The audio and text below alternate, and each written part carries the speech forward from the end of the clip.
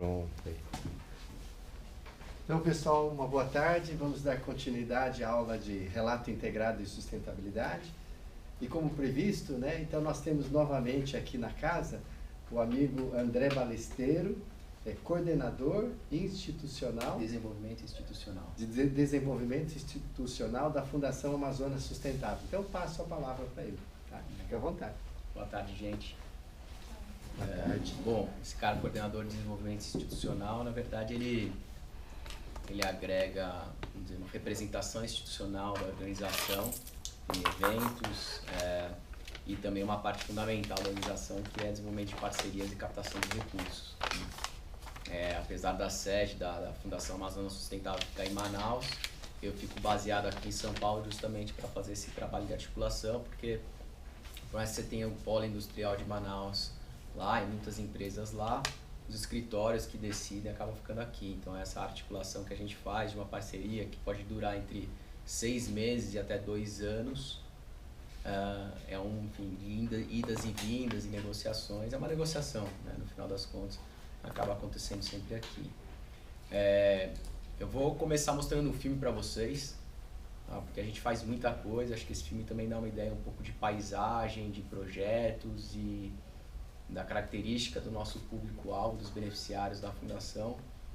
E a partir daí eu entro com uma apresentação, mas também a ideia é que, como tem pouca gente na sala, se tiverem alguma dúvida, quiserem perguntar, também ser um bate-papo aqui, para não ficar só um monólogo de eu falando, tá bom? Vamos lá, então.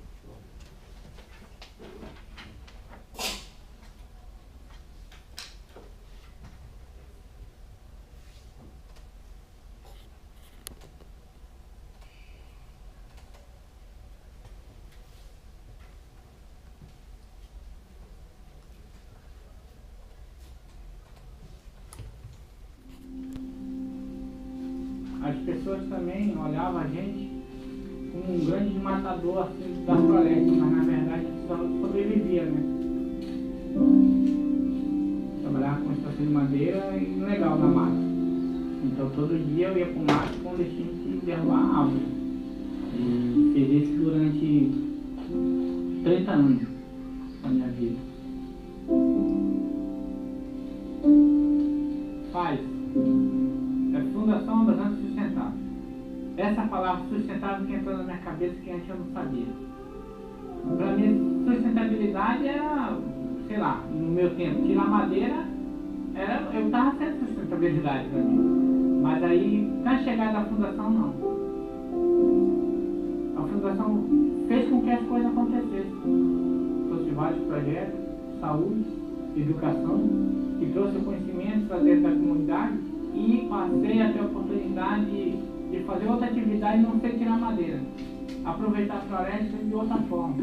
E trabalhar no turismo básico comunitário para mim foi assim, uma oportunidade que mudou a minha vida. Não só a minha, mas a minha família toda. Tenho uma família muito grande, né? Tenho 80 sobrinhos, meu pai faleceu e ficou só minha mãe que já está idosa. E eu tenho a responsabilidade de ser o esteio da família agora. E a FAS trouxe o curso aqui de uma oportunidade de trabalho. Curso de produção sustentável, unidade de conservação. Curso voltado para a nossa realidade. Fazer que surgissem novos empreendedores dentro da comunidade. Hoje eu trabalho no projeto de pesquisa experimental, trabalhar com óleos vegetais e produção de açaí e vendemos a grandes empresas de cosméticos.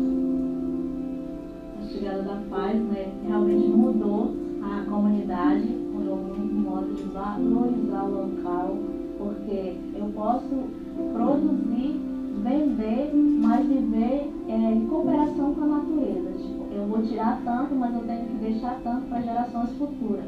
E isso, nossa, não tem nada melhor do que você saber que eu vou tirar aqui, mas meu filho, meu neto, meu bisneto vai saber que eu trabalhei com isso e ele vai poder trabalhar também. Antes de ser uma vida de atleta, eu atirava com um arco nativo. Sempre o arco e flecha foi dos indígenas. Pescava com meus amigos quando era 7, 8 pessoas. Eu fui aprendendo, pegar as técnicas com eles, a olhar o que eles faziam e o que não faziam. Comecei a pescar sozinho, dentro da minha canoa, pegava o almoço, 10 com peixe. fortaleceu a FAZ. Além de grande desenvolvimento em nossa aldeia, a educação e saúde no projeto trouxe a oportunidade de nos tornarmos atletas de arco e flechas. Antigamente eu não pensava no futuro que ia fazer ainda. Hoje eu vejo novas oportunidades e novos caminhos para preservar a nossa cultura indígena.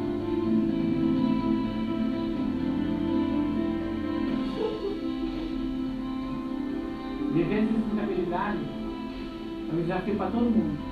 Em qualquer lugar você pode viver sustentado, mas é um desafio. Hoje eu vejo assim, a preservação em si, só da água e floresta, não acontece. Acontece que a preservação também das pessoas que moram aqui dentro. Preservando as pessoas, dando qualidade de vida boa aqui dentro, não tem órgão nenhum que quer mais preservado isso do que nós que moramos aqui.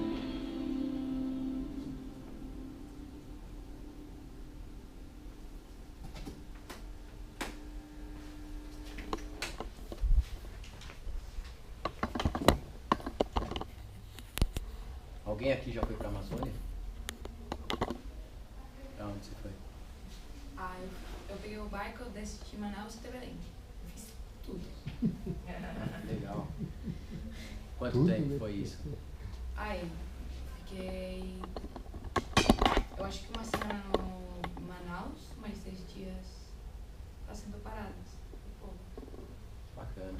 Foi naqueles barcos com rede? Aquele. Recreio? Meu Deus. Foi intenso. Imagino. Mas bacana, baita experiência. Foi uma experiência assim, muito de verdade. Não, mas aí, eu acho que pra quem não está acostumado a viver na floresta de verdade, eu fiquei doente o tempo todo. Tipo, o meu corpo não aceitava a quantidade de vida que tem no ar. Sério. Você não, desculpa. Eu sou da Espanha. Da Espanha. Interessante que o pessoal gosta de viajar, assim, né? Tem um espírito mais que a gente vai embora, tem que aproveitar, né? Certo. E você foi pra onde? Eu fui para o Pará, né? Belém, Tomé Açu, e fui para Manaus. Daí fiz um tempo na floresta de Caieiro. Careiro da Várzea ali? Caieiro da Várzea, que é sensacional. Bacana. Que legal. Ficou quanto tempo lá? Foram vezes diferentes, né? No total deu 15 dias, assim. Mas é sensacional, né? A gente não imagina que tem tanto peixe, tanta coisa boa lá. O que motivou você a ir para a Amazônia? Acho que isso que é interessante. Você foi a passeio? Você foi a passeio? Não, a trabalho. Foi trabalho e Manaus foi um evento que teve lá, o AMAS, né? Mas aí você aproveitou para tirar alguns dias ali. Sim. Eu acho que assim, muita gente tem vontade de ir, né? Eu sonhava de conhecer a Amazônia, só que é bem isso, assim, né? Tem que juntar as oportunidades, porque o custo acaba sendo alto. Mas o pessoal mesmo de lá dizia que pouco brasileiro faz turismo lá, né? Dizendo que tem mais estrangeiros do que brasileiros fazendo turismo lá. Tinha uma estatística, na verdade ela já é bem antiga, que falava que 70% do turismo, pelo menos em Manaus, era de pessoas fora do Brasil, né? Você tem toda uma estrutura preparada para isso, com hotéis super, enfim, bacanas, assim, 5 estrelas. Mas tem esse turismo também, né, de pessoas que pegam um barco recreio e vão para outras distâncias. Tem turismo como esse que a gente viu no vídeo, né, que era um cara que cortava árvore, que hoje é um empreendedor da pousada, emprega a gente na pousada dele. Eu conheço, o professor Kassai conhece, e acho que é uma coisa talvez no meio do caminho, né? O que motivou você a ir para a Amazônia? É que eu acho que para vocês que sempre morando aqui, vocês sempre vão ter a oportunidade de ir para a Amazônia. Mas isso é único no mundo. Você tem que visitar. Não tem nada como um sonho. Passear só. Quem não foi aqui tem vontade de ir?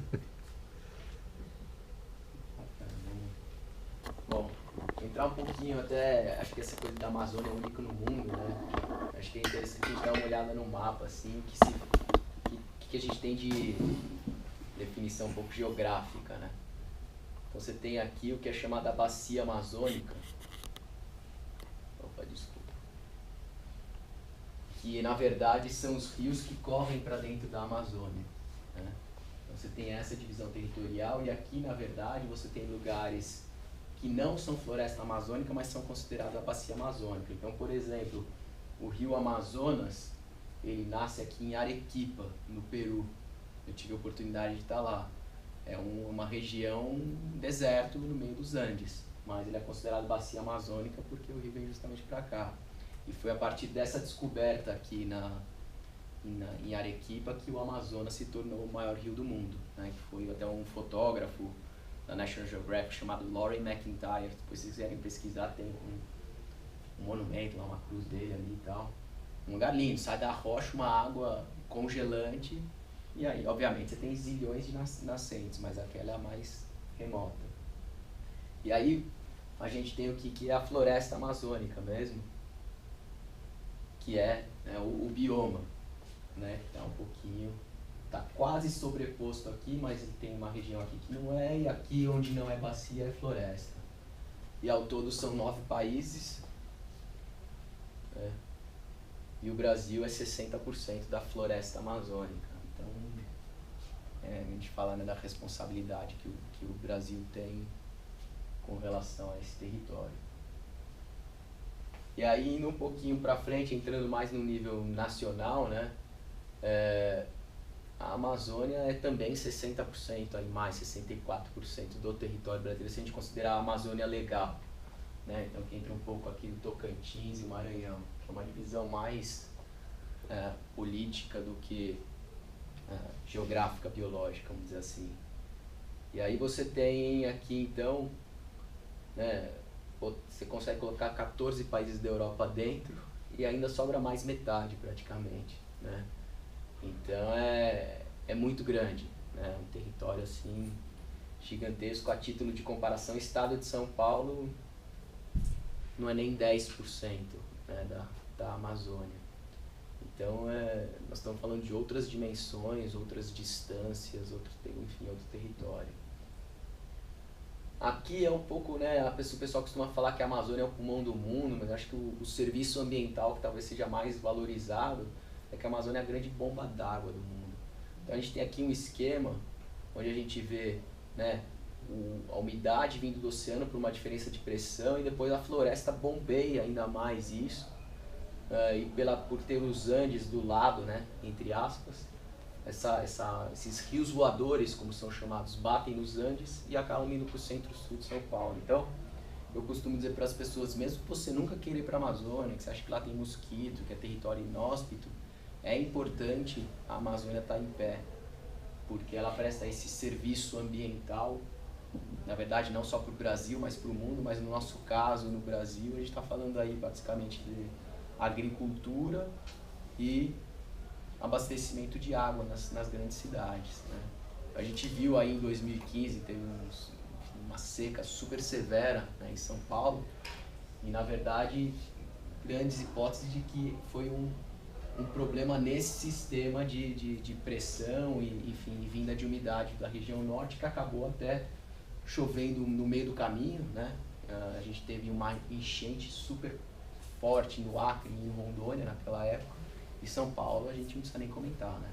Foi quase catastrófico aqui. Mas então acho que essa chavinha que precisa virar, né? E às vezes o pessoal fala muito em neurociência, né? Você fala assim, mas como é que então ninguém percebe isso, né? E que a neurociência explica que a gente está mais acostumado a ter um perigo imediato, né? Então, tá pegando fogo aqui, ou tá seca, hoje tá rolando ali, beleza, eu sei que tá rolando, mas quando é alguma coisa muito intangível, que tá num futuro distante, ou tá longe de mim, eu não consigo associar isso para mudar um comportamento no meu cotidiano, ou enfim, internalizar uma coisa que tem um valor, né? Então, é a dificuldade dos ambientalistas, enfim, e todos os debates que existem sobre o meio ambiente, de fazer essa relação com o nosso dia a dia, né? E aí a gente fala assim, a Amazônia também na questão social é é um paradoxo, né? Porque é uma região talvez das mais ricas do mundo, se a gente considerar o valor da biodiversidade que está lá, mas ao mesmo tempo a gente tem ali uma população muito pobre, né? E isso acho que decorre de dois fatores principais. A gente ainda não aprendeu a transformar essa riqueza em valor econômico propriamente dito, e a gente tem muitos locais isolados na Amazônia que é muito complicado a chegada de políticas públicas. Então eu vou mostrar para vocês aqui alguns exemplos mais para frente dessa logística, como funciona.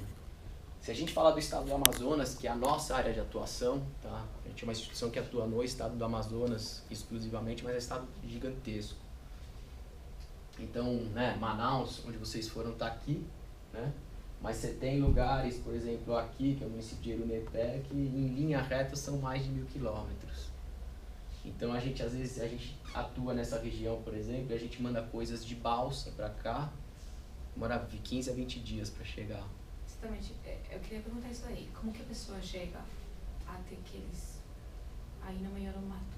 Porque lá não tem estrada, não tem Não. nada. Não. Só por base. As estradas são os Se rios. rio, não tem nada. As estradas são os rios.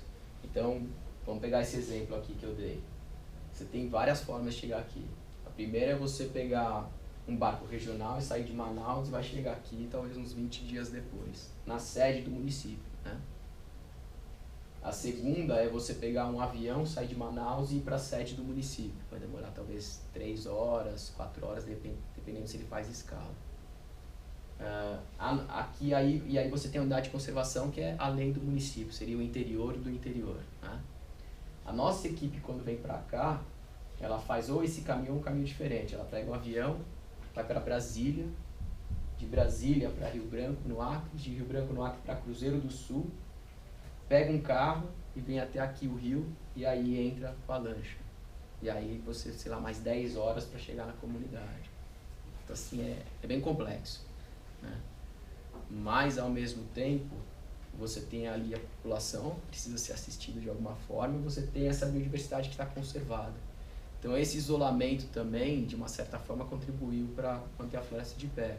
Só que a gente não pode simplesmente deixar as pessoas lá e falar, ok.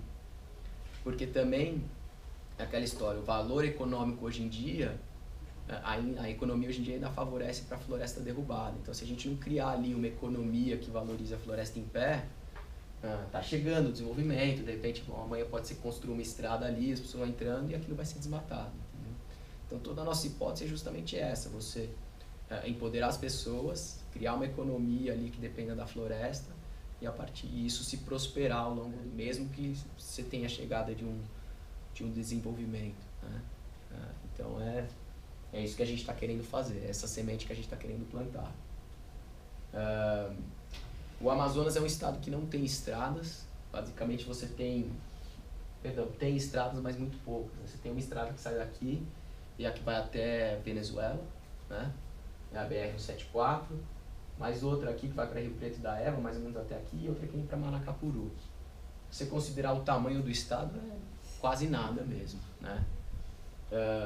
Então isso é o que eu falei, de um lado favorecer a conservação, de outro é extremamente complexo e caro, né, você se deslocar no estado. Outro fator também é que você tem ali a Zona Franca de Manaus. Não sei se já ouviram falar, mas a Zona Franca de Manaus tem aquele selinho lá, né, aquela gaivota produzida na Zona Franca de Manaus e tal. Então isso foi uma forma também de você no estado criar uma economia que não dependesse da agricultura de larga escala, do desmatamento ou de mineração, como acontece em outros estados da Amazônia, né? No Pará, Rondônia, Mato Grosso, etc. Não tinha esse objetivo, mas acabou servindo para esse objetivo. E aí um fato importante aqui é o seguinte, você tem mais de metade do estado protegido, com áreas protegidas, que são terras indígenas, unidades de conservação federais e unidades de conservação estaduais. Aí nesse contexto entre a gente, né? Então a Fundação Amazônia Sustentável é uma ONG que foi criada em 2008, a gente no ano passado fez 10 anos. E aí a gente tem, né, como eu falei para vocês, esses objetivos, né? Conservação ambiental, melhorar a qualidade de vida das pessoas e promover a geração de renda, a economia da floresta em pé. Aqui é um pouquinho do que a gente faz, tá? Então a gente tem um programa de pagamento por serviços ambientais, ou seja, a partir do momento que o ribeirinho se compromete em não derrubar a mata primária, tem um pagamento mensal de R$50 para a família, né? Isso obviamente não resolve a vida dele, não é uma substituição de renda, mas é um reconhecimento para esse valor, para esse trabalho, entre aspas, de conservação que é feito e tem um benefício não só local, mas global. Toda a questão de infraestrutura comunitária, então, energia, água, comunicação, assim, celular não existe, né, sinal de celular, tá? Embora as pessoas tenham celular, né? Saúde, a gente trabalha com um programa de primeira infância muito voltado para a prevenção, com visitas domiciliares e algumas, vamos dizer, missões para atendimento médico. Inclusive no mês passado a gente fez uma parceria com a Marinha do Brasil, até naquela área que eu estava mostrando para vocês, para fazer um atendimento no Hospital Barco deles. Muito bacana. Educação, a gente construiu 9 escolas, que a gente chama de Núcleo de Conservação e Sustentabilidade. E dentro dessa proposta de educação, a gente tem uma série de propostas de educação complementar. Então, não é só o cara aprender matemática, português, ciências e história. É aprender também práticas agroecológicas e permaculturais, fazer um SAF, o Sistema Agroflorestal. Fazer também até desenvolver a questão da educomunicação, ou seja, né, eles próprios contarem as histórias deles. Trabalhar empoderamento de lideranças jovens. Acho que você tem um problema assim, nas comunidades que é cada vez mais evidente, que o jovem não quer ficar mais na comunidade. Então ele entender a importância de ter essa renovação de liderança, entender que ele pode ter uma perspectiva na comunidade, enfim. Empoderamento, ou seja, cada associação daquela, cada território daquele tem uma associação de moradores, e por fim geração de renda. A gente está falando Castanha do Pará, né? Você conhece como Castanha do Pará, na verdade Castanha da Amazônia. Açaí, todo mundo conhece. Madeira, vindo de manejo. Óleos vegetais, copaíba, andiroba, enfim, natura, né? Não conhece muito pela natura. E peixes, por exemplo, pirarucu, né? O pirarucu é o tamanho dessas 3 carteiras juntas aqui, gigantesco, um peixe delicioso, que tem um valor interessante para os pescadores ali que conseguem uma boa renda e tem que ser feito de forma manejada. Aqui é onde a gente atua, então é um universo de 10 milhões de hectares, todas essas áreas verdes juntas. São 583 comunidades, são todos os pontinhos vermelhos aí. E somado essa área dá 10,9 milhões de hectares, é um Portugal, basicamente. Tá? E aí são 9.600 famílias e quase 40 mil pessoas. Uma dúvida, assim, como que é o critério de vocês para a escolha dessas comunidades e localidades? Assim? A gente teve um critério de escolha, na verdade, das unidades de conservação, que foi, ele basicamente leva em consideração locais que estão sob grande pressão de desmatamento, tá? Principalmente na zona de Manaus. Locais que têm uma alta conservação, mas uma logística complexa, que são esses lugares aqui, e um pouco de lugar no meio disso aqui, que é o Madeira aqui. Então você tem no estado 46 unidades de conservação, sendo dessas 32 de uso sustentável, ou seja, aquelas que podem ter pessoas convivendo, e a gente atua em 16. Então hoje, na verdade, a gente tem uma limitação financeira para atuar em outras unidades de conservação, mas a escolha se baseou muito também em relacionamento que existia, né, potencial de desenvolvimento das atividades econômicas e conservação do território. E assim a gente continua desde a criação. Para vocês terem uma ideia de complexidade logística, se a gente pegar aqui, né, eu falo sempre, a gente para na sede do município. Então a gente imagina que a sede do município é um bairro, uma cidade menor que um bairro aqui em São Paulo, e a partir daí você vai para a zona rural e entra na unidade de conservação. Se você der um zoom nessa área aqui, você vai ter isso aqui. Tá? E aí, pegando um barco regional daquele que você pegou, você demora esses tempos aqui para poder chegar até o final da reserva. Então assim, eu falo para as pessoas, não é mais fácil ir para Tóquio, para Sydney, do que nessas localidades. É muito complexo mesmo. Então você tem pessoas, eu tive a oportunidade de estar aqui já, né? Pessoas que às vezes vivem a vida toda delas e talvez foi uma vez para a sede do município, uma vez para Manaus. Né? E às vezes, muitas vezes por opção também, né? Um outro ambiente, enfim. A pessoa tá acostumada ali. Essas pessoas, elas não estão lá só por uma falta de opção, estão lá porque gostam também, né? E é muito remanescente da época da borracha, do ciclo da borracha. Eu sempre, quando eu comecei a trabalhar com a fundação, eu perguntei, mas como é que as pessoas foram parar em lugares tão longe? Né? E realmente, o ciclo da borracha na época, você tinha os seringais que ficavam realmente em lugares muito isolados. E acabou o ciclo da borracha, essas pessoas permaneceram ali. E estão super adaptadas, né, na relação com a natureza. Tanto aqui o exemplo de uma comunidade ribeirinha, isso aqui na RDS do Mamirauá, Reserva de Desenvolvimento Sustentável do Mamirauá. Só tem comunidade perto dos rios, então? Comunidade ribeirinha até pelo nome, né? À beira do rio, né?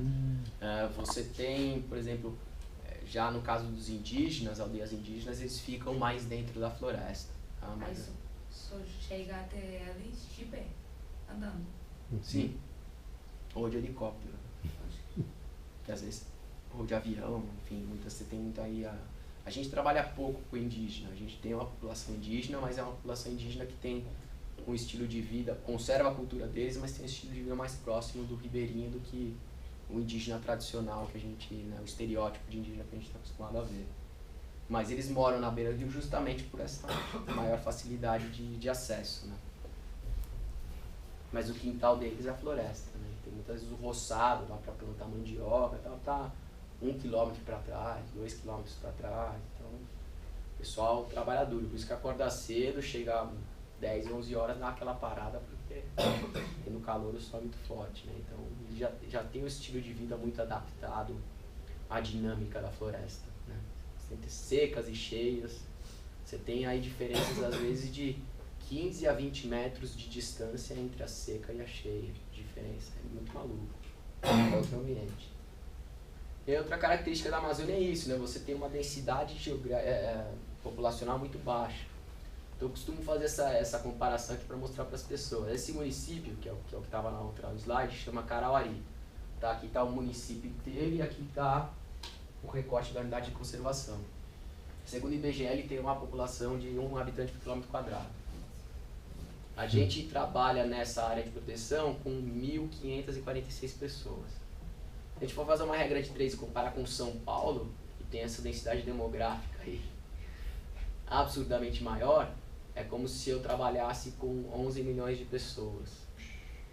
Obviamente os custos seriam outros, enfim, mas é uma comparação que eu faço para mostrar para vocês que é o seguinte, e é um desafio que eu tenho, por exemplo, na área de captação de recursos. Às vezes o cara fala, pô, eu vou gastar um projeto aí que às vezes uma logística custa 20 mil reais para atender 1.500 pessoas. Tá, mas essas 1.500 pessoas estão espalhadas num território que às vezes é 10 vezes maior do que a cidade de São Paulo e vão ter uma influência na conservação desse território, né? Então, você tem que ter uma perspectiva diferente para investir na Amazônia. E aí é o que entra também uma questão de política pública. A gente tem muita política pública que não está adequada à Amazônia. Então, se você for ver, sei lá, dou sempre esse exemplo, vacinação. Ah, vacinação é R$1, né, supostamente, por vacina. Tá, no posto de saúde aqui em São Paulo, R$1 por vacina, você atende 10 mil pessoas num dia aqui, no bairro Pinheiro. Então, ali, não é R$1 por vacina. As pessoas, para chegarem no lugar, vão gastar 10. Aí tem mais a vacina. Então, a gente tem essa distância entre algumas políticas públicas e a realização delas na Amazônia. E a gente mas a gente tem desenvolvido um programa de visitação para a primeira infância, que é isso, ele trabalha muito com uma figura que já existe na comunidade, o agente comunitário de saúde, para fazer visitação domiciliar, trabalhando muito a prevenção. Porque na hora que você tem algum problema de saúde mesmo, o cara tem que pegar um barco e andar não sei quantas horas para ir no hospital mais próximo. Bom, só que vocês já devem ter ouvido falar, né? Estão na disciplina de relatório integrado, então acho que já todo mundo está familiarizado com os ODS. A gente teve a sorte lá na fundação de ter o nosso superintendente geral, na verdade, participando que culminaram com os ODS, então isso é uma realidade para nós desde 2012, embora os ODS tenham sido lançados em 2015. e funciona como uma bússola, né? Então acho que o interessante é que hoje está todo mundo referenciado por essa mesma bússola, e aí você começa também a falar uma língua comum com empresas, com agências de fomento, enfim, com propostas que possam de alguma forma se integrar. Aqui é um exemplo de uma reunião de associação de moradores. Então tudo que a gente faz é definido de forma participativa. Então se eu pegar naquele programa de infraestrutura, eu não vou chegar na comunidade e falar assim, ah, tá bom, você precisa de um sistema de abastecimento de água. Ah, não. Dentro das opções que a gente tem aqui, o que vocês precisam? Ah, eu preciso de um rádio amador. Ah, mas você não quer? Não. Toda hora tá dando problema aqui, alguém fica doente, eu não tenho como chamar. Então, para mim, o rádio amador é mais importante que uma caixa d'água. Ok? E é dessa forma que a gente consegue conquistar um capital social com essas populações, que talvez seja o maior ativo da fundação. Tá? Você tem um histórico de esquecimento aí nessas regiões que é muito grande. Então, pela dificuldade logística, muita gente chega lá e fala, ok, vou voltar. Vai embora e nunca mais volta. Então, a desconfiança de alguém que chega lá de novo e fala, pô, vou te ajudar.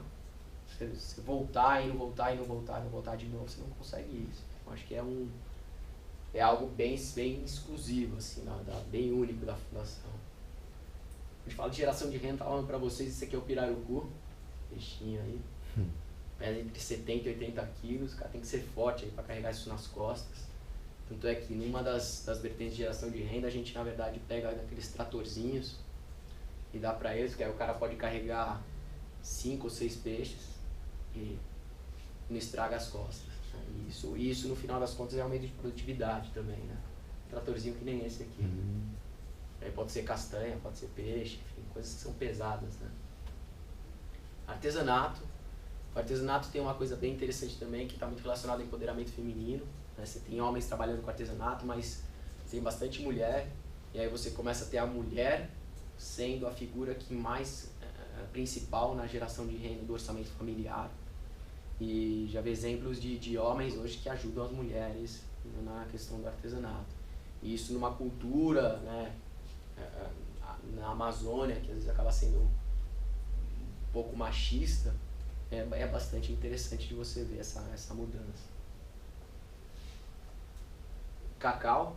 Para quem não sabe, o cacau é uma fruta nativa da Amazônia, né? E aqui é um pouco do exemplo do que a gente tenta agregar valor ao produto, né? Sair um pouco só do commodity e começar a ter um produto acabado, embalado. Então você tem aqui o licor de cacau, você tem aqui a geleia, você tem aqui uma barra de cacau, enfim, super gostosa, com um cheiro delicioso, né? Cacau puro mesmo. E aí tem toda também uma questão de certificação, identidade geográfica, e a história mesmo atrás desse produto, que são coisas que conseguem dar um valor de mercado maior, né? Ainda um pouco em nicho, mas a gente acaba conseguindo.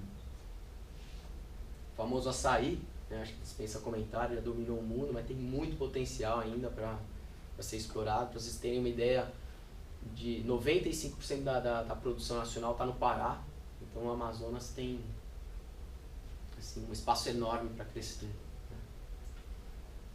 Turismo de base comunitária, isso aqui é o nado por boto, tem até uma certa polêmica aí com a questão do animais, mas esse é um lugar que é aprovado pelo IBAMA, eles têm uma quantidade limitada de peixes que eles podem usar para chamar o boto. E tem uma outra questão que é o seguinte, você tem muita pesca predatória do boto, para que ele vire isca para um outro peixe, que é a piracatinga, que é muito apreciada na Colômbia. Então isso de certa forma acaba sendo um modo de proteger a espécie. E é uma experiência, enfim, inesquecível, não dá para negar. Ambulancha, assim, se não tem hospital, aconteceu alguma coisa, bota na lancha e sai mais rápido que você puder, né? E aí eu tinha uma vez um caso que eu peguei uma pessoa que ela contou de 2 casos, um com e sem ambulância. O sem ambulância estava ali naquele barco, uma rabeta, imagina uma roçadeira com uma hélice na ponta, talvez dessa largura. A pessoa demorou 10 horas para chegar no hospital. Com essa aqui demorou 2. Então, dependendo da gravidade do problema, você bota na balança aí, né? Aqui é onde elas estão. A gente tem um mapa, né, onde estão essas ambulâncias. Centro social.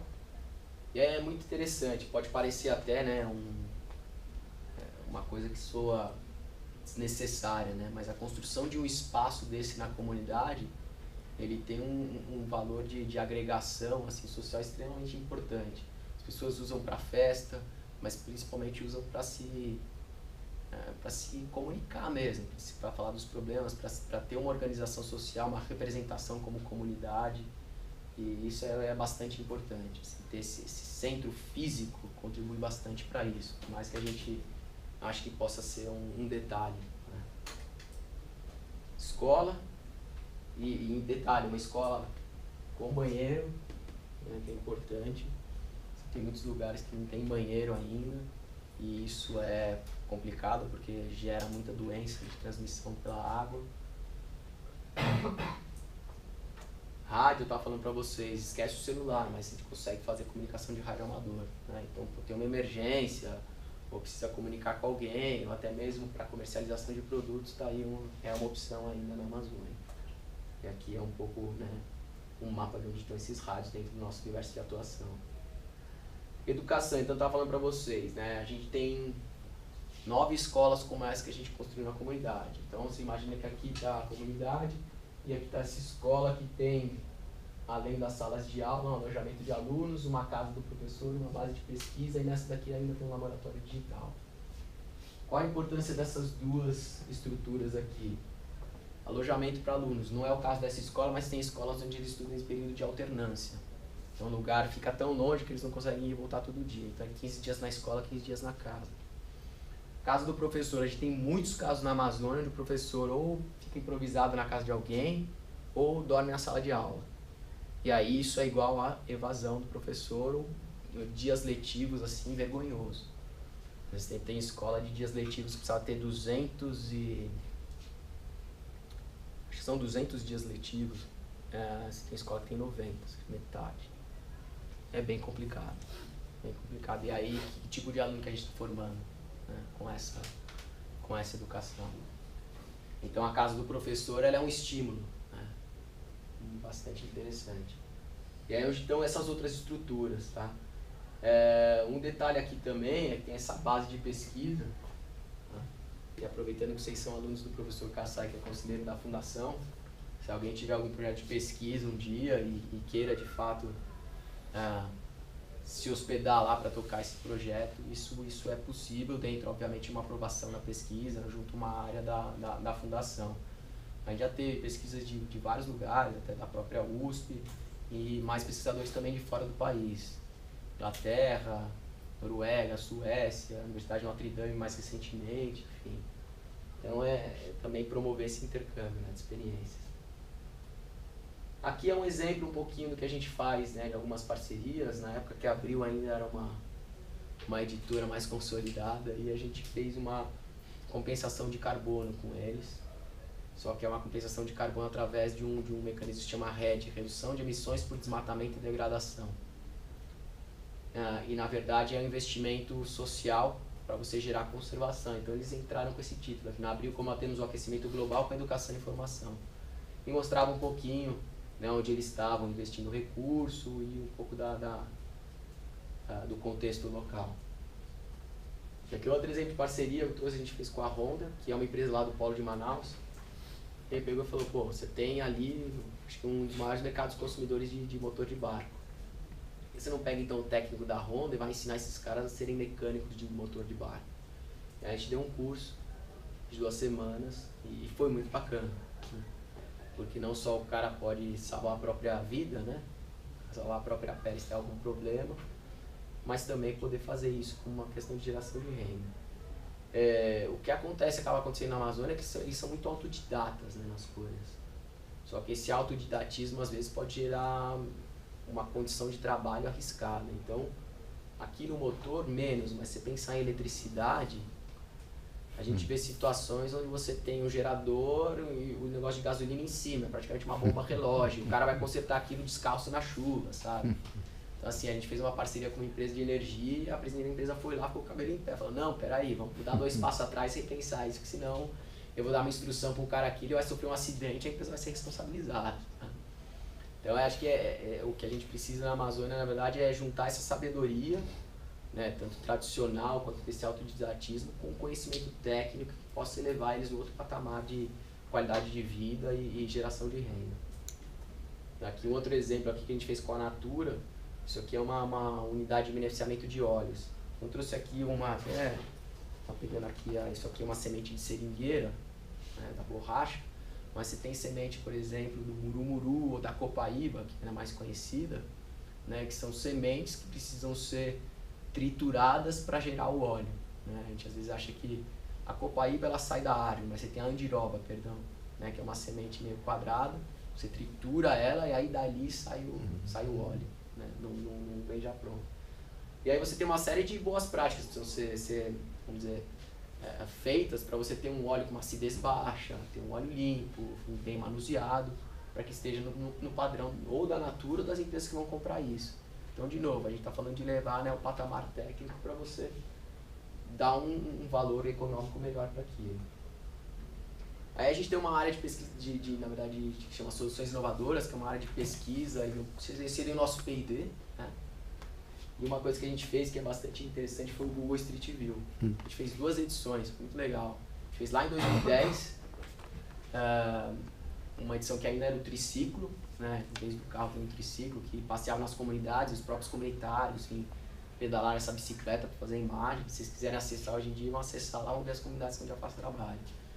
E essa outra foi há uns 3 anos atrás, já foi combinaram com os ODS, então isso é uma realidade para nós desde 2012, embora os ODS tenham sido lançados em 2015, e funciona como uma bússola, né? Então acho que o interessante é que hoje está todo mundo referenciado por essa mesma bússola, e aí você começa também a falar uma língua comum com empresas, com agências de fomento, enfim, com propostas que possam de alguma forma se integrar.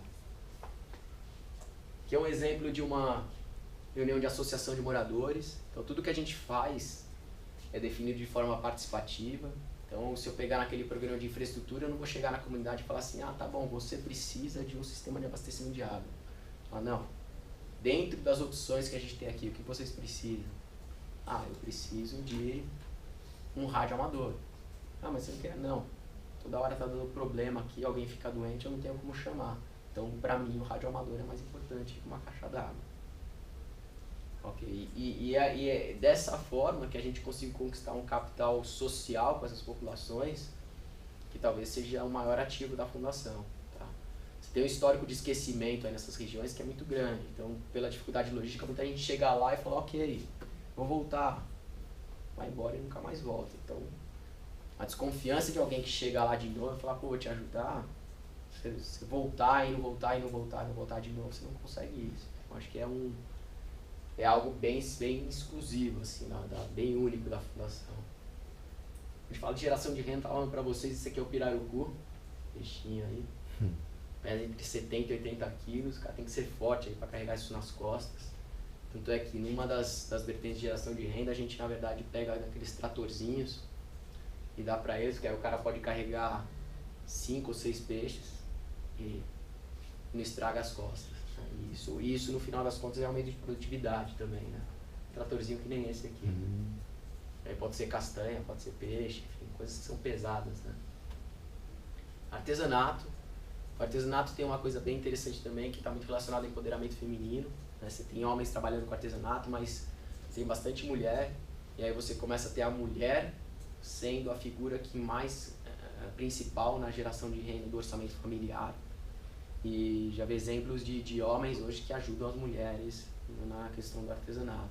E isso numa cultura, né, na Amazônia, que às vezes acaba sendo um pouco machista, é bastante interessante de você ver essa mudança. Cacau. Para quem não sabe, o cacau é uma fruta nativa da Amazônia, né? E aqui é um pouco do exemplo do que a gente tenta agregar valor ao produto, né? Sair um pouco só do commodity e começar a ter um produto acabado, embalado. Então você tem aqui o licor de cacau, você tem aqui a geleia, você tem aqui uma barra de cacau, enfim, super gostosa, com um cheiro delicioso, né? Cacau puro mesmo. E aí tem toda também uma questão de certificação, identidade geográfica e a história mesmo atrás desse produto, que são coisas que conseguem dar um valor de mercado maior, né? Ainda um pouco em nicho, mas a gente acaba conseguindo. O famoso açaí, né? Acho que dispensa comentário, já dominou o mundo, mas tem muito potencial ainda para ser explorado. Para vocês terem uma ideia, de 95% da produção nacional está no Pará, então o Amazonas tem assim, um espaço enorme para crescer, né? Turismo de base comunitária, isso aqui é o Nado Cuboto, tem até uma certa polêmica aí com a questão do animais, mas esse é um lugar que é aprovado pelo IBAMA, eles têm uma quantidade limitada de peixes que eles podem usar para chamar o boto. E tem uma outra questão que é o seguinte, você tem muita pesca predatória do boto, para que ele vire isca para um outro peixe, que é a piracatinga, que é muito apreciada na Colômbia. Então isso de certa forma acaba sendo um modo de proteger a espécie. E é uma experiência, enfim, inesquecível, não dá para negar. Ambulancha, assim, se não tem hospital, aconteceu alguma coisa, bota na lancha e sai mais rápido que você puder, né? E aí eu tinha uma vez um caso que eu peguei uma pessoa que ela contou de 2 casos, um com e sem ambulância. O sem ambulância estava ali naquele barco, uma rabeta, imagina uma roçadeira com uma hélice na ponta, talvez dessa largura. A pessoa demorou 10 horas para chegar no hospital. Com essa aqui demorou 2. Então, dependendo da gravidade do problema, você bota na balança aí, né? Aqui é onde elas estão. A gente tem um mapa de onde estão essas ambulâncias. Centro social, e é muito interessante, pode parecer até, né, uma coisa que soa desnecessária, né, mas a construção de um espaço desse na comunidade, ele tem um valor de agregação assim, social extremamente importante. As pessoas usam para festa, mas principalmente usam para se comunicar mesmo, para falar dos problemas, para ter uma organização social, uma representação como comunidade. E isso é bastante importante, assim, ter esse centro físico contribui bastante para isso, por mais que a gente ache que possa ser um detalhe, né? Escola, e em detalhe, uma escola com banheiro, né, que é importante. Tem muitos lugares que não tem banheiro ainda, e isso é complicado porque gera muita doença de transmissão pela água. Rádio, eu estava falando para vocês, esquece o celular, mas a gente consegue fazer comunicação de rádio amador, né? Então, por ter uma emergência, ou precisa comunicar com alguém, ou até mesmo para comercialização de produtos, tá aí é uma opção ainda na Amazônia. E aqui é um pouco, né, um mapa de onde estão esses rádios dentro do nosso universo de atuação. Educação, então eu estava falando para vocês, né? A gente tem 9 escolas como essa que a gente construiu na comunidade. Então, você imagina que aqui está a comunidade, e aqui está essa escola que tem, além das salas de aula, um alojamento de alunos, uma casa do professor, uma base de pesquisa, e nessa daqui ainda tem um laboratório digital. Qual a importância dessas 2 estruturas aqui? Alojamento para alunos. Não é o caso dessa escola, mas tem escolas onde eles estudam em período de alternância. Então o lugar fica tão longe que eles não conseguem ir e voltar todo dia. Então é 15 dias na escola, 15 dias na casa. Caso do professor, a gente tem muitos casos na Amazônia onde o professor ou fica improvisado na casa de alguém ou dorme na sala de aula. E aí isso é igual a evasão do professor ou dias letivos assim, vergonhoso. Você tem escola de dias letivos que precisa ter 200 dias letivos. Você tem escola que tem 90, metade. É bem complicado. Bem complicado. E aí, que tipo de aluno que a gente está formando, né, com essa educação? Então, a casa do professor ela é um estímulo, né, bastante interessante. E aí, onde estão essas outras estruturas, tá? Um detalhe aqui também é que tem essa base de pesquisa, tá? E aproveitando que vocês são alunos do professor Kassai, que é conselheiro da Fundação, se alguém tiver algum projeto de pesquisa um dia e queira de fato se hospedar lá para tocar esse projeto, isso é possível dentro, obviamente, de uma aprovação na pesquisa, junto a uma área da Fundação. A gente já teve pesquisas de vários lugares, até da própria USP, e mais pesquisadores também de fora do país. Inglaterra, Noruega, Suécia, Universidade de Notre Dame mais recentemente, enfim. Então também promover esse intercâmbio, né, de experiências. Aqui é um exemplo um pouquinho do que a gente faz, né, de algumas parcerias. Na época que abriu ainda era uma editora mais consolidada e a gente fez uma compensação de carbono com eles. Só que é uma compensação de carbono através de um mecanismo que se chama RED, Redução de Emissões por Desmatamento e Degradação.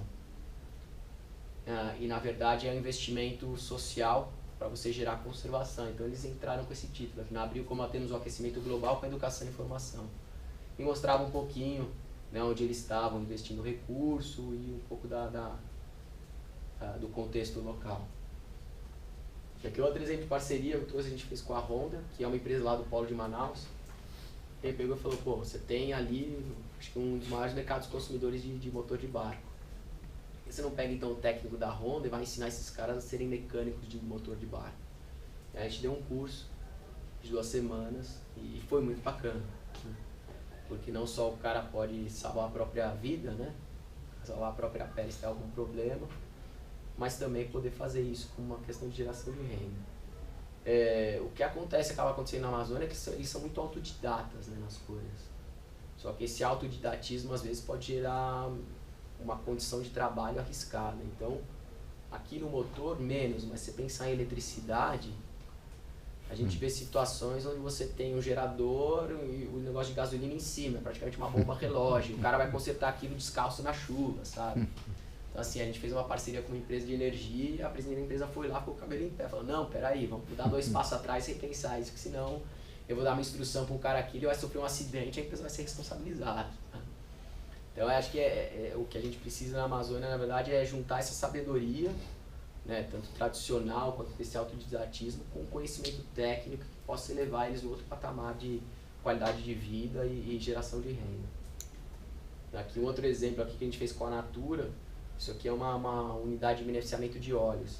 Eu trouxe aqui tá pegando aqui, isso aqui é uma semente de seringueira, né, da borracha, mas você tem semente, por exemplo, do murumuru ou da copaíba, que é a mais conhecida, né, que são sementes que precisam ser trituradas para gerar o óleo.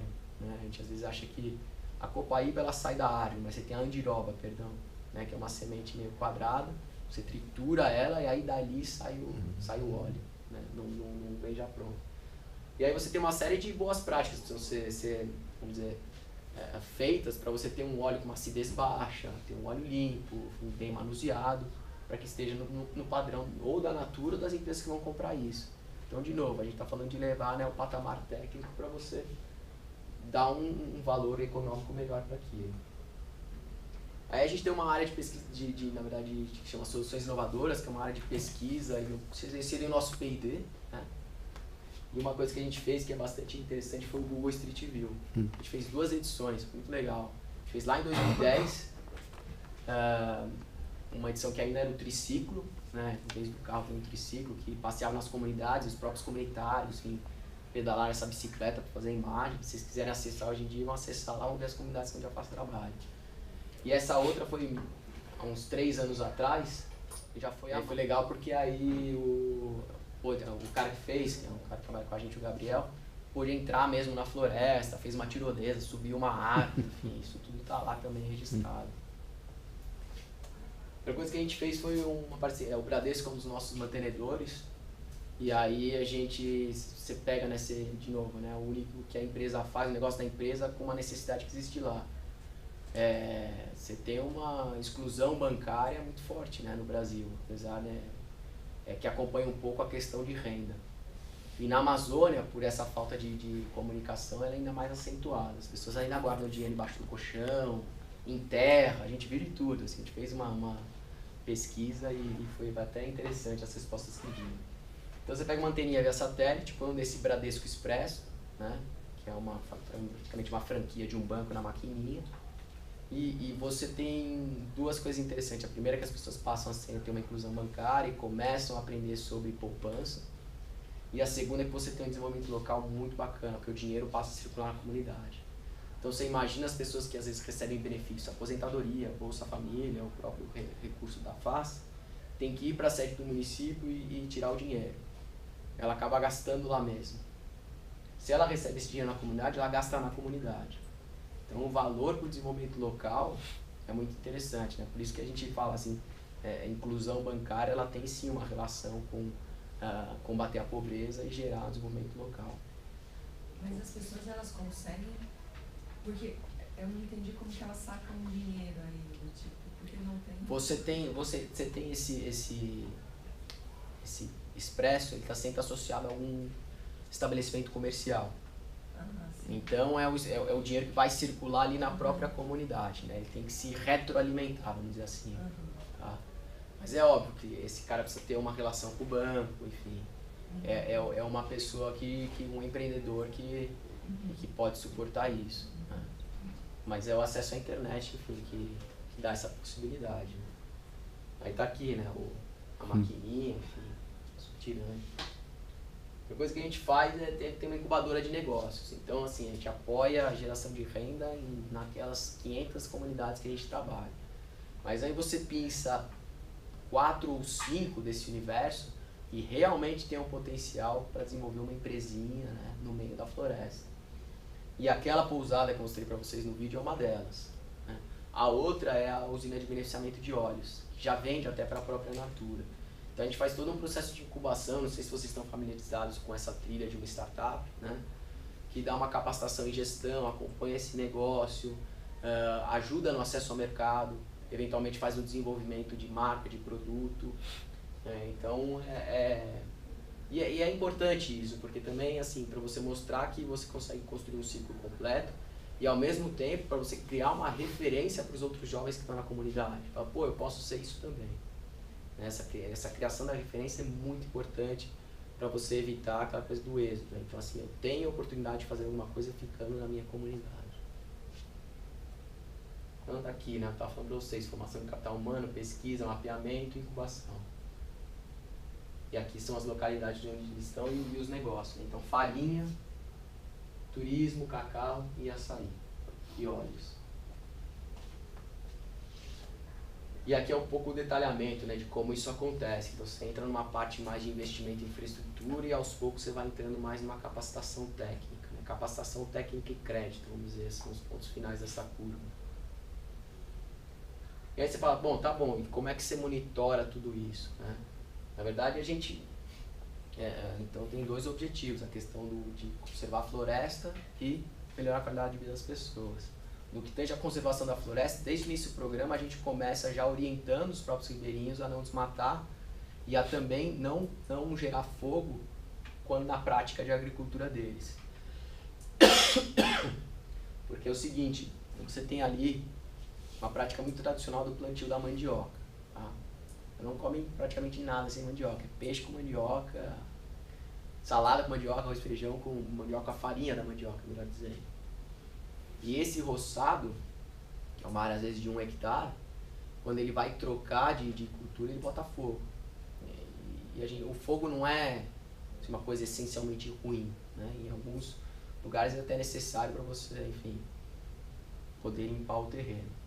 Então, o que a gente recomenda é fazer uma coisa muito simples, que é o acero. É você fazer realmente cavar um buraco em volta da tua propriedade para que esse fogo não passe adiante e gere um incêndio florestal, que aí sim é um problema. Então, mas são técnicas como essa, enfim, comunicação, né, contínua, que fazem com que a gente tenha índices de incêndio florestal muito menores nos lugares onde a gente atua, comparado com outros lugares onde a gente não atua dentro do mesmo estado. E aí a gente monitora por satélite, né, faz monitoramento por satélite de todas as unidades de construção e chega a conclusões assim que são bem interessantes. Vou dar um exemplo para vocês aqui, né? Esse é um desmatamento que está fora da reserva. Então aqui está o traçado de uma das unidades de conservação que a gente trabalha. E aí tem o chamado famoso efeito espinha de peixe, né? Você tem o desmatamento que começa aqui e aí você tem ramais que vão se formando e quando você olha do satélite parece realmente uma espinha de peixe. E uma coisa que a gente está fazendo em escala piloto, né, também no programa de inovação, é começar, na verdade, a ter um passo além do monitoramento do satélite. Eu estava até comentando com o professor Kassai aqui que muitas vezes você tem uma imagem do satélite, que é um lago, que é uma área de várzea, que é uma área que está seca e depois vai ser inundada. E isso pode ser confundido com desmatamento. Então, você pega aquele determinado ponto, passa para o comunitário que está treinado, ele vai com o GPS e consegue averiguar naquela área o que é, na verdade. Então isso é o estado da arte, né? Eu digo monitoramento. Outra coisa de inovação que a gente faz é um projeto de arquearia indígena. Esse projeto é bastante interessante, ele surgiu quase como um sonho, né? E aos poucos a gente foi tornando isso realidade, com o apoio da Secretaria de Esportes lá do Amazonas. Foi muito bacana. Nem os próprios técnicos na época acreditavam. Isso começou em 2013 e, para resumir a história, a gente teve ontem a confirmação de uma das atletas do projeto que participou de uma seletiva representar o Brasil nos Jogos Pan-Americanos e no Mundial. Então, assim, com um tempo de treino assim, muito menor do que os atletas de ponta. E aí tem só uma curiosidade, acho que eu conheci a menina lá, né? Eu fui atirar no arco, né? Era um de iniciante. Então você tem que puxar. Aí o profissional, eu não consegui puxar. Tem que ter muita força, né? E ela faz isso com uma facilidade, né? É incrível. Tem um vetor simbólico também nesse projeto, né? Que é justamente pegar alguma coisa que é da cultura indígena e conseguir colocar, enfim, na sociedade e criar uma referência para eles próprios ali. E aí foi muito bacana, né? A gente, na própria Olimpíada, a gente começou a dar um jornal nacional, enfim. Quase que eles foram, né? Quase foram para a Olimpíada. Mas Tóquio, talvez tem bastante chances aí. Mas independente disso, é o que a gente falou, né? O trabalho de criar uma referência está feito. Outra coisa que a gente faz também, em nível, vamos dizer, acadêmico, experiencial, é isso que a gente está chamando de Amazônia Edu. A gente fez até no começo desse ano, né, professor? Foi uma edição até aqui com a própria USP, onde a gente leva um grupo de alunos para uma comunidade, para uma escola daquela, e tem um curso de 21 dias para você poder experienciar não só questão de conhecimento pessoal e trabalho em grupo, mas também fazer um projeto prático para aquela comunidade. E aí tem uma série de referências aqui que a gente acaba usando, né? Os objetivos do milênio, o desenvolvimento sustentável, teoria U, dinâmicas de grupo, enfim. E tem dado super certo. A gente faz uma edição nacional, uma edição internacional. Na edição internacional a gente recebe inscrições às vezes de 60 países diferentes, nem todo mundo infelizmente tem dinheiro para pagar, mas assim, gera um interesse muito bacana. E por fim a questão de gestão e transparência, né? A gente sempre faz tudo isso com accountability, tá aqui a aula de relatório integrado, né? Então a gente é praticamente um cartão de visitas. A gente tem auditorias semestrais da PwC, em caráter pro bono. Não é fácil, tá, gente? Porque você imagina que a gente atua em áreas muito longe. Então você vai comprar gasolina com o cara no interior, o cara vai te dar um recibo lá, não, mas precisa do recibo certo, não sei o quê. Então, nem sempre você tem 3 cotações, né, como é o padrão. Mas a gente conseguiu passar essas 22 auditorias sem ressalva. Pra gente isso é motivo de orgulho mesmo. E é um cartão de visitas, né? No terceiro setor, como qualquer outro setor, você também tem as pessoas que não atuam corretamente. Pra gente isso é pré-requisito, né? A governança da FAS, ela já nasceu também inspirada no setor privado. E uma execução financeira muito alta, isso é super importante também, né? Você tem programas governamentais, você tem uma execução financeira de 30% a 40%, e a gente, mesmo com essa complexidade de Amazônia, consegue executar acima de 90%. Qual que é a governança que eu estava falando para vocês? A gente tem, na verdade, um conselho de administração, vamos dizer, a entidade máxima da instituição, conselho fiscal, do qual o professor Kassai faz parte, e um conselho consultivo.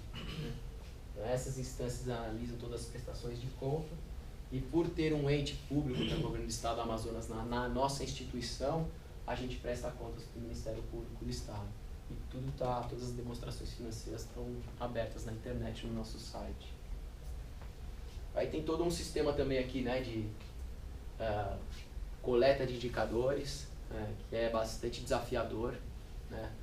Uma parte ainda em prancheta, uma parte a gente já está no tablet, né? Então tecnologias diferentes, fontes diferentes, agregar tudo isso numa mesma base, correlacionar esses indicadores, são os desafios que a gente tem encarado aí. Mas a gente já consegue alguns muito bacanas, por exemplo, medir o incremento de renda nos projetos de geração de renda, né, que é indicador de impacto e não de resultado. Acho que isso para relatório integrado é muito bacana, uma diferença interessante. O indicador de resultado é, tá bom, eu atingo 9 mil famílias. O indicador de impacto é, eu aumento a renda dessas 9 mil famílias em X% com a renda da farinha. Né? Eu diminuo a diarreia do público de determinado local em 90% com o programa de primeira infância. Isso está de impacto.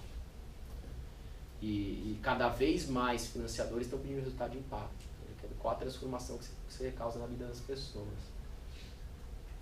E aqui é um pouco que eu estava falando para vocês, né, a diferença entre onde a gente atua e onde a gente não atua. Desde a Amazônia até áreas semelhantes dentro do próprio estado onde a gente não atua. Então, a diferença gigantesca. Enfim, bastante recompensador ver esse gráfico aí. É isso.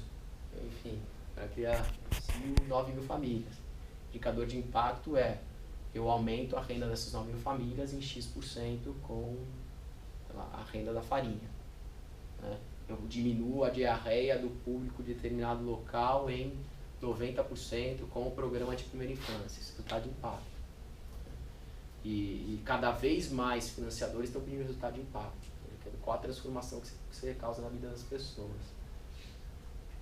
E aqui é um pouco que eu estava falando para vocês, né, a diferença entre onde a gente atua e onde a gente não atua. Desde a Amazônia até áreas semelhantes dentro do próprio estado onde a gente não atua. Então, a diferença gigantesca. Enfim, bastante recompensador ver esse gráfico aí. É isso. Enfim, para criar. E aí foi legal porque aí o cara que fez, que é um cara que trabalha com a gente, o Gabriel, pôde entrar mesmo na floresta, fez uma tirolesa, subiu uma árvore, enfim, isso tudo tá lá também registrado. Outra coisa que a gente fez foi uma parceria, o Bradesco é um dos nossos mantenedores, e aí você pega, né, de novo, né, o único que a empresa faz, o negócio da empresa com uma necessidade que existe lá. Você tem uma exclusão bancária muito forte, né, no Brasil, apesar, né, que acompanha um pouco a questão de renda. E na Amazônia, por essa falta de comunicação, ela é ainda mais acentuada. As pessoas ainda guardam dinheiro embaixo do colchão, em terra, a gente vira em tudo. Assim, a gente fez uma pesquisa e foi até interessante as respostas que vinham.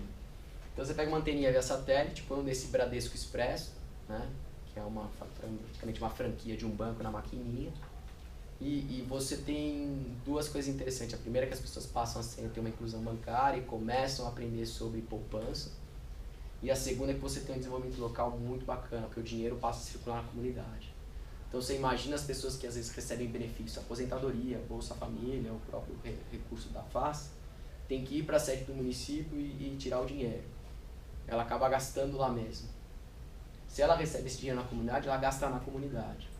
Então o valor para o desenvolvimento local é muito interessante, né? Por isso que a gente fala assim, a inclusão bancária ela tem sim uma relação com combater a pobreza e gerar desenvolvimento local. Mas as pessoas, elas conseguem, porque eu não entendi como que elas sacam dinheiro aí, tipo, porque não tem... Você tem esse Expresso, ele está sempre associado a algum estabelecimento comercial. Então é o dinheiro que vai circular ali na própria comunidade, né? Ele tem que se retroalimentar, vamos dizer assim. Tá?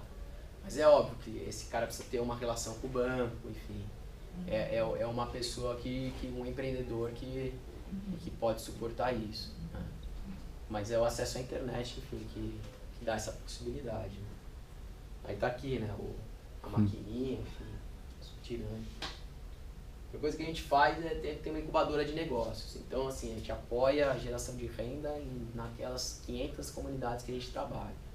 Mas aí você pensa 4 ou 5 desse universo e realmente tem um potencial para desenvolver uma empresinha, né, no meio da floresta. E aquela pousada que eu mostrei para vocês no vídeo é uma delas. Né? A outra é a usina de beneficiamento de óleos, que já vende até para a própria Natura.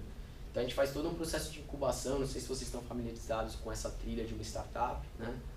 Que dá uma capacitação em gestão, acompanha esse negócio, ajuda no acesso ao mercado, eventualmente faz um desenvolvimento de marca, de produto.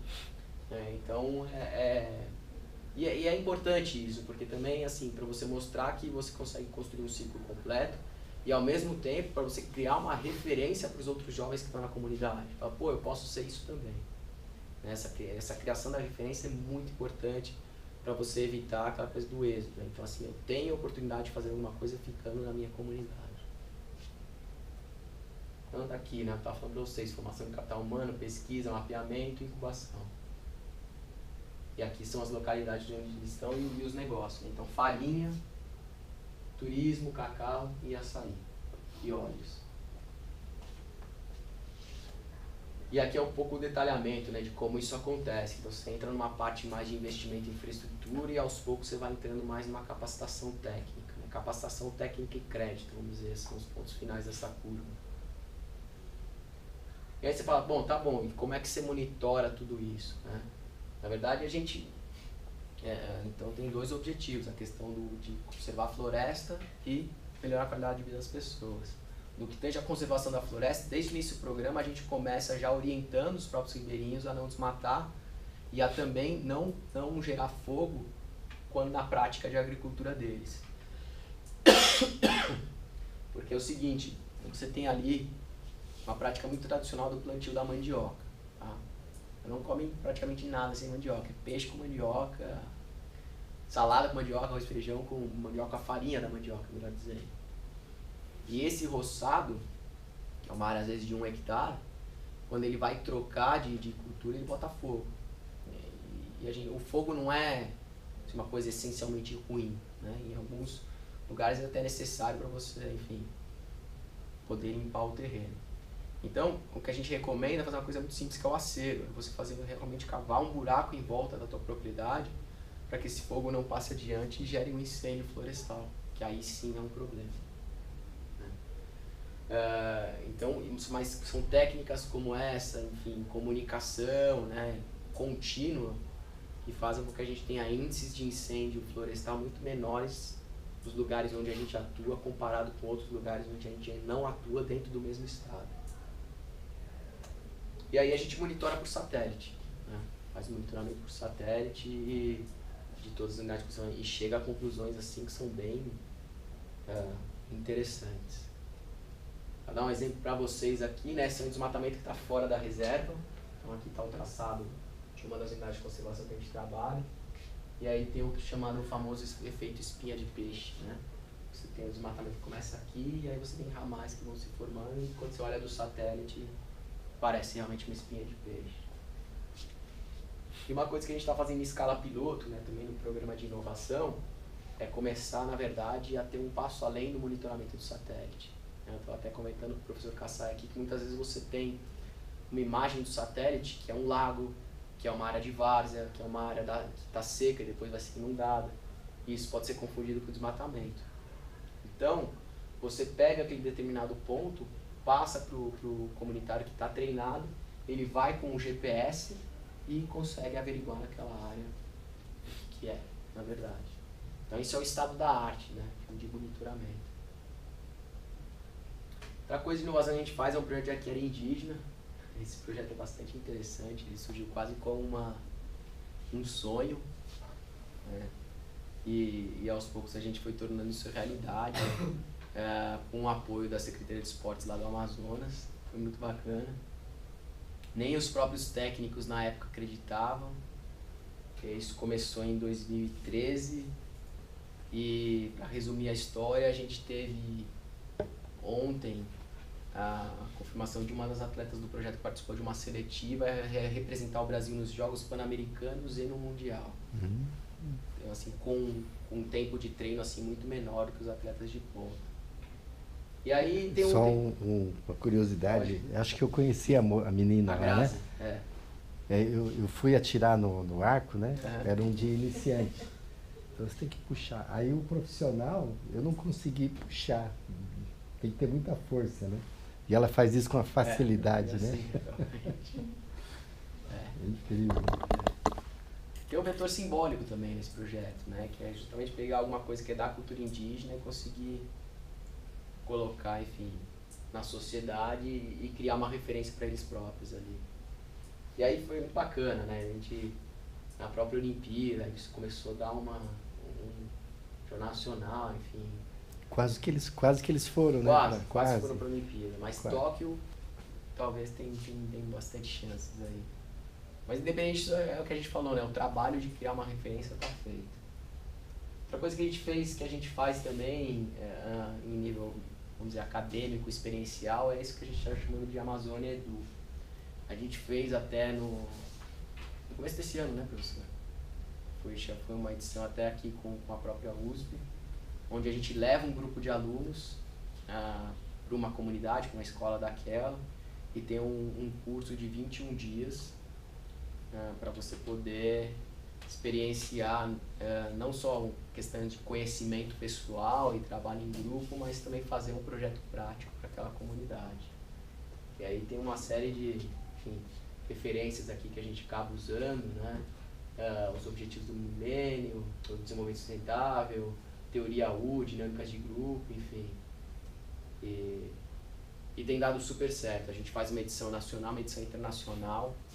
Na edição internacional a gente recebe inscrições às vezes de 60 países diferentes, nem todo mundo infelizmente tem dinheiro para pagar, mas assim, gera um interesse muito bacana.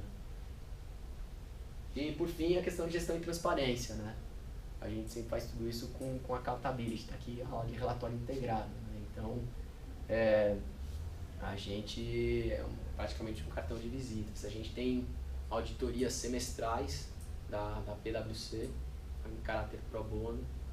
Não é fácil, tá, gente? Porque você imagina que a gente atua em áreas muito longe.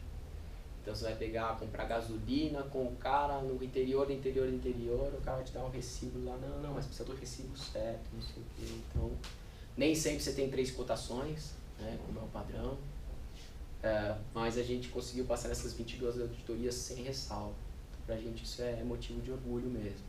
E é um cartão de visitas, né? No terceiro setor, como qualquer outro setor, você também tem as pessoas que não atuam corretamente. Pra gente isso é pré-requisito, né? A governança da FAS, ela já nasceu também inspirada no setor privado.